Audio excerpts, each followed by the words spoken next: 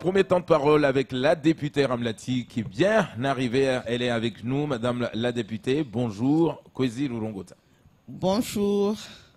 Ramlati Ali, bonjour, Madame la députée. Bonjour Samuel. Je vais attaquer directement par la face nord et par le sujet, mais je voudrais qu'on le fasse évoluer un tout petit peu, le fameux sujet de l'amendement qui fait l'actualité et qui a fait le buzz. Mais avec un angle bien particulier et une seule question que je vais vous poser. Pourquoi ne pas avoir voté favorablement, même pour la symbolique, pour cet amendement qui était si important pour Mayotte, même si vous saviez qu'il était rejeté, ne serait-ce que pour lancer un message aux Mahorais et dire que vous êtes derrière eux? Pourquoi ne pas avoir dit oui? Je n'ai pas dit oui, Samuel, parce que une chose est sûre, je n'aime pas mentir. D'abord, je ne peux pas mentir aux Mahorais. Je savais que ça n'allait pas passer, mais faire juste pour que les Mahorais ne disent rien, je trouve que c'est de l'hypocrisie, je n'aime pas ça. Ça, c'est un premier point. Mais le point le plus important qu'il faut savoir, c'est que j'étais responsable d'un texte, j'étais rapporteur. Donc, si je donne un avis favorable à un amendement, quel qu'il soit, c'est que je m'engage au nom de toute une commission. Donc, je n'avais pas le droit, alors que je savais qu'on était sur un problème technique. La proposition de loi s'agissait juste de changer un délai de 2 jours à passer à 5 jours pour éviter un chaos à Mayotte. Et là, aller dire, en tant que rapporteur, à leur dire que j'étais favorable. Ça n'avait aucun sens par rapport à moi-même et par rapport aux Mahorais, la façon dont je me comportais devant eux. Et puis, ça n'a pas de sens pour la commission. Donc vous n'aviez pas le droit, en tant que rapporteur, de donner un avis favorable ou non pour l'ensemble des autres membres de la commission des lois. C'est bien ça? Absolument, absolument. C'est que j'aurais menti juste pour faire joli. Les gens n'auront pas voté, effectivement. Mais dans ce cas-là, quelle est l'image que je donne à toute une commission? Tout à fait. Je passe sur le sujet de l'amendement, mais je reste sur le sujet de l'amendement, d'une certaine manière. Est-ce que les titres de séjour accordés à Mayotte doivent être élargis à l'ensemble du territoire français? Quelle est votre opinion sur le sujet? Alors, mon opinion, je suis mahoraise et je suis comme tous les Mahorais, opinion partagée. Je vais dire ça comme ça. Parce que j'entends depuis toute cette polémique, j'entends ce que disent les gens, j'écoute et j'entends. La majorité des Mahorais disent quoi? Oui, mais c'est trop facile. Les gens viendront là, on leur donne une carte de séjour et partent à métropole alors que nous-mêmes, on n'arrive pas à y aller. Ça, on me le dit. On me le dit. Maintenant, je comprends aussi que ce territoire, il est trop petit. Je comprends aussi que la lutte contre l'immigration clandestine, c'est le travail régalien de l'État. Ce n'est pas à nous de le faire. Et s'ils n'ont pas pu le faire et qu'ils régularisent des personnes, ceux qui sont là, oui, il faut pouvoir ouvrir les portes pour qu'ils aillent plus loin, parce que Mayotte ne peut pas accueillir tout le monde. Mayotte est trop petit, on manque de foncier, on manque d'eux et d'eux et d'eux et d'eux. Ça, je le comprends. Par contre, ce n'est pas à n'importe quelle condition que j'accepte ce dépassement-là, que les gens partent à La Réunion. On va faire un appel d'air. Aujourd'hui, on est en train de dire que Mayotte est trop petit, qu'il y a des Kwassa qui arrivent, mais quand ils sauront que si on arrive à Mayotte, et c'est ça qu'ils recherchent les gens, de partir plus loin qu'à Mayotte, aller à La Réunion et voir la métropole, ils viendront encore plus. Et moi, j'aurais été à leur place. J'ai la porte de l'Europe qui est juste à 60 km. Il n'y aura plus que les Comoriens qui viendront en masse. On a des Africains qui font des distances et des distances pour aller jusqu'en Libye avec toutes les tortures qu'on a entendues et qu'ils essayent quand même d'aller jusqu'en Europe. Aujourd'hui, ils savent que ça peut se faire plus ou moins pacifiquement en passant par Mayotte. Ils feront, est-ce qu'ils ne viendraient pas eux-mêmes, sachant que pour avoir cette carte de séjour, pour l'avoir expérimenté à l'hôpital en tant que médecin pour mes malades, je sais que la carte de séjour, on ne l'a pas au bout de 3 ans. Ça peut prendre 3, 4, 5, voire 10 ans.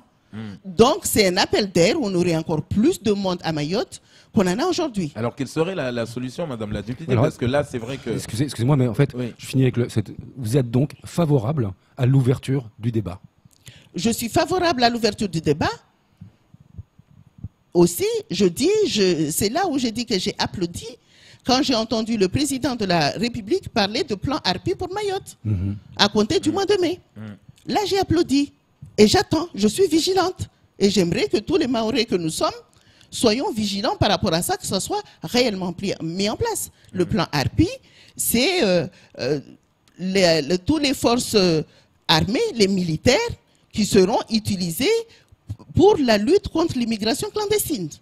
Donc là, j'applaudis et là, j'attends. Et c'est seulement après que je rentrerai dans le débat, à mon sens, quand j'aurai vu que ça marche, parce que ça veut dire que quelque part, on aura fermé les frontières de Mayotte. Et à partir du moment où on a fermé les frontières, oui, ceux qui sont là, qui ont déjà voilà, cette fameuse carte de séjour, qu'on désengorge pour les envoyer à La Réunion, puis à Métropole. Là, je suis favorable. Et c'est une proposition de loi, et je l'ai dit et je le redis, s'il le faut que ce soit moi qui fasse cette proposition de loi, oui, quand les conditions seront là, je la ferai. Alors, excuse-moi Samuel, donc avant de continuer avec un autre sujet, Madame la députée, juste pour que les Mahorais qui nous regardent, qui nous écoutent, comprennent très bien, aujourd'hui, nous avons des parlementaires, Mayotte compte sur vous tous. Est-ce que, pour que les Mahorais, en tout cas, on casse ce mur aujourd'hui, est-ce que vous avez entre vous un manque de communication? Est-ce que vous ne communiquez pas ensemble entre parlementaires? À ce niveau-là, je ne peux pas parler pour les autres, parce qu'il y a communiquer et communiquer. Bien sûr. On peut communiquer, mais que ça soit sincère. Oui. On peut communiquer et que ça soit superficiel. D'accord. Donc moi, à mon sens, on communique. Maintenant, la sincérité, elle est où? Je ne sais pas. Aujourd'hui, je me pose des questions. Parce que autour de cette proposition de loi, nous avons communiqué. J'avais compris que j'avais communiqué. Que mon collègue avait communiqué, qu'on était d'accord sur le fait qu'on lançait le débat. Pour que demain, si on lance une proposition de loi, et il faudrait qu'on ait l'adhésion de tous les groupes. Et moi, cette adhésion des groupes, moi, je reste persuadée qu'on peut l'avoir.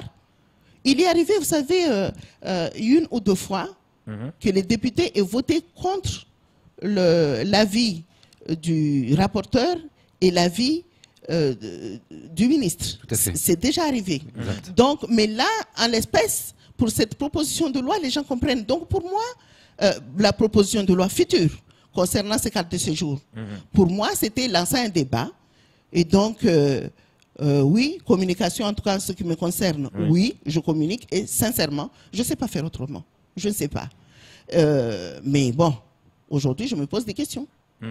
Parce que juste pour revenir, que Samuel, vous le savez, les Mahorais ne cherchent pas une couleur politique. Les Mahorais veulent juste des parlementaires qui partent. L'efficacité. Et ils ont bien raison. Ils ont bien raison. Aujourd'hui, la je suis couleur la première politique, à le nous la dire. cherchons pas. Nous attendons juste des résultats par rapport à toutes ces revendications, à une période où on demande à tous les Français de prendre la parole et de donner leur doléance. Tout à fait. Je voudrais qu'on revienne aussi sur le rapport que vous avez présenté, qui me paraît quand même relativement important. Beaucoup de gens ne le comprennent pas. On allonge le délai de 2 à 5 jours, parce qu'il y a eu un problème de procédure. Qu'est-ce que ça change? On ne comprend pas, puisqu'on reconduit à la frontière en 17 heures. 2-5 jours, ça ne nous regarde pas. On n'est pas concerné. Expliquez-nous ça. L'importance de ces 2 à 5 jours. Effectivement, à Mayotte, on reconduit très vite. Mais il faudrait, à ce moment-là, qu'on soit sûr que la police n'ait pris, les forces de l'ordre, n'ait sous la main, c'est-à-dire au CRA, que le nombre de personnes qui vont rentrer dans le bateau. 148 personnes dans le CRA, c'est ça. Voilà.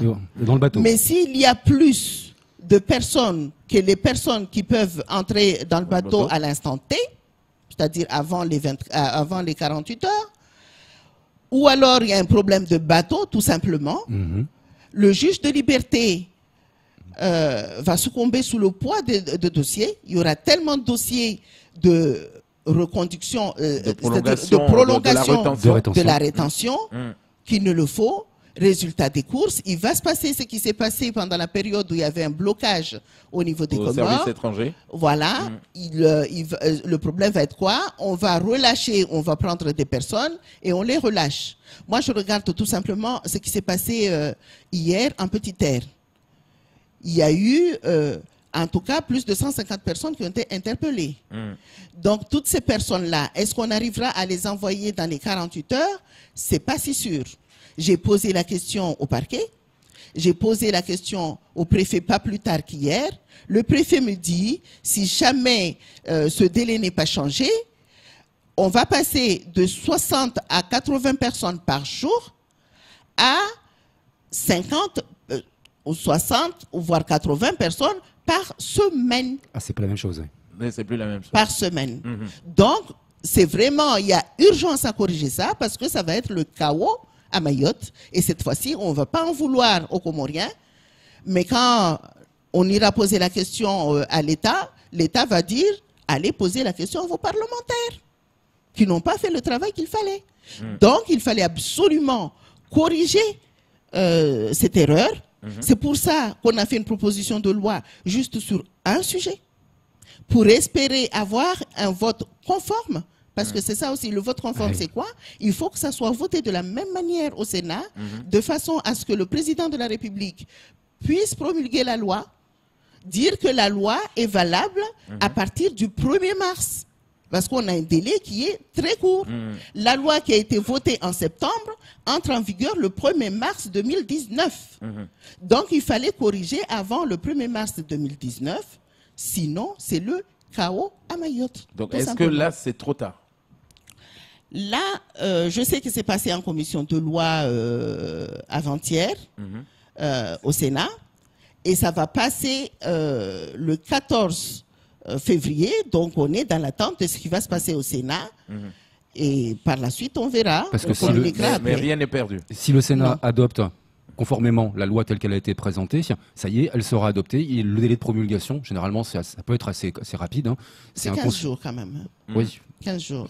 Alors, Madame la députée, puisque ça y est, on est presque à la bourre, je dis presque à la bourre, les Mahorais veulent leur piste longue. Les Mahorais veulent la concurrence. Et c'est votre au niveau combat, de l'aérien. Les Mahorais aujourd'hui veulent la baisse de ce carburant parce que ça freine d'autres compagnies de ne pas venir. Demain, il y a un mouvement qui va se faire, en tout cas du côté de chez vous, donc en Petit Air, avec un départ prévu à Fourachot. Vous, quel est votre sentiment? Quel est votre soutien? Est-ce que vous soutenez déjà ce mouvement? D'abord, je soutiens l'arrêt de tous les monopoles, tous. Et j'ai été contente d'entendre le président de la République répondre à un maire de je ne sais plus quel territoire. De Ouangani, je pense, non, pas Ouangani. C'était pas de chez nous en disant qu'il faut lutter contre les monopoles. Donc moi, là-dessus, je dis chiche, on doit le prendre au mot. Il faut lutter contre le monopole. Si on veut sortir des monopoles à Mayotte, oui, il y a cette histoire de Total pour sortir des monopoles. Mais ça, je pense qu'on a quelques clés à Mayotte quand même à actionner. Et concernant Aerostral, la clé, c'est la piste longue. C'est pas autre chose. C'est la piste longue. Donc, dans tout, il faut prendre ce problème dans tous les sens. Dans tous les sens, il faut qu'on y arrive. Personnellement, j'ai commencé par le ministère des Transports et on y a été avec mes autres collègues parlementaires. Le jour même où il y avait le débat, j'avais réussi à mettre un rendez-vous à 17h où j'avais demandé à mes collègues, y compris avec le président du département, qu'on devait y aller. Et comme je savais, je suis après que la question aurait été posée au président, j'ai fait annuler ce rendez-vous en attendant de voir la réponse et puis de retourner vers le ministère des Transports et puis de l'Environnement. D'ailleurs, c'était sous son invitation, quand je l'ai interpellé, qu'il m'a dit « Oui, on doit s'asseoir pour en discuter ». Donc, c'est dire que la piste longue, il nous la faut. Il nous la faut, cette piste longue. Et donc, que les gens aillent manifester pour ça, moi, je ne peux qu'être d'accord. Je ne peux qu'être d'accord pourvu que ça se passe bien, que ça soit une manifestation pacifique pour revendiquer, parce qu'on ne gagne rien, on ne gagne rien à tout casser. On ne gagne rien. On fait qu'abîmer ce qu'on a déjà. Hein, voilà. Donc, non, mais je dis ça parce que j'ai vu ça ailleurs. On voit ça ailleurs, c'est l'actualité, que ce soit à Métropole ou à La Réunion. Et puis, à Mayotte, on sait faire aussi quand on s'y met. Donc, voilà. Est-ce que symboliquement, pour revenir dans cette histoire de symbolique, est-ce qu'on pourrait voir des maires, des parlementaires avec l'écharpe bleu, blanc, rouge devant dire oui, nous avons besoin de cette piste longue? Moi, personnellement, c'est pas ma manière de faire. Oui. Vous m'avez, je l'ai dit hier, et quelqu'un a dit oui, mais on t'a vu devant le gymnase à Pamandzi. Oui, quand il y a des choses qui vont pas bien, je m'interpose pour servir de médiateur entre la population et l'État. Je m'interpose. Vous l'avez sûrement vu à Pamanti plus d'une fois, je le fais. Mais moi, personnellement, manifester, ça n'a jamais été mon truc. Ça n'a jamais été. Par contre, j'entends, je relaie, j'explique, je sers de médiateur quand il le faut. Donc oui, j'encourage à participer à la manifestation pacifiquement. Mais s'attendre à ce que j'y aille avec une écharpe, il faut pas s'attendre, c'est pas mon style. C'est pas mon style. Y compris quand je revendiquais pour moi-même en tant que praticien hospitalier. Personne ne dira qu'il m'a vu aller manifester. Par contre, sur les dossiers, oui, je suis sur les dossiers. Samuel, peut-être une dernière question. Oui, fatalement. C'est un chiffre que vous allez pouvoir utiliser aujourd'hui à l'Assemblée nationale quand vous allez interpeller les ministres. L'INSEE les a publiés hier. 48% de la population est étrangère à Mayotte, 61% à Congo, 58% à Mamoudzou. C'est énorme. Qu'est-ce que ça vous inspire ? Comme vous l'avez dit, on va s'en servir au niveau de l'Assemblée nationale pour sensibiliser un peu plus. Mais même avec ça, vous avez certainement suivi la réponse que j'avais faite au président Mélenchon. Quand il avait l'air de minimiser ce qui se passe, je lui ai demandé, est-ce que avoir 400 000 étrangers en situation irrégulière à Paris, puisque c'est la proportion qu'on avait à l'époque par rapport à Mayotte, est-ce que sur 2 millions d'habitants, est-ce que ça serait acceptable? Il m'a répondu lui-même non.